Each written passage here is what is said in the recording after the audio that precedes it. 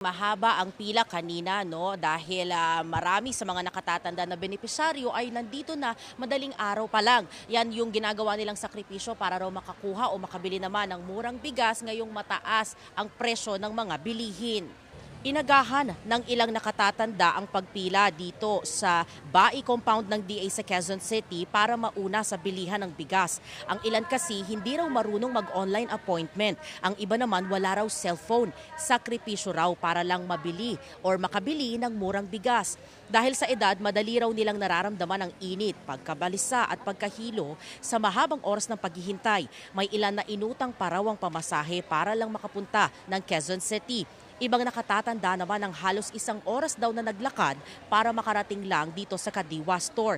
Kanya-kanyang diskarte pampalipas ng oras sa mga nakapila sa labas ng gate ng Bai Compound. Ang ilang nakapila nakasalampak na lang sa bangketa.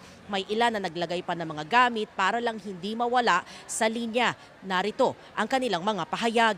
Dito na po ako, mga mag-alauna pasado, nandito na po ako, nakapila. Opo. Kaya lang talaga maaga ka para maaga ka rin ang pila. Lang po sa online, hindi namin kaya, kami na mga senyor, hindi na namin kaya mag-online din.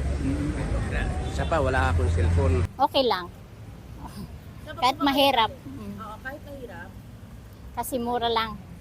Malaking bagay po sa amin. Kasi mura lang. Ay, wala kami pambili ng mahal.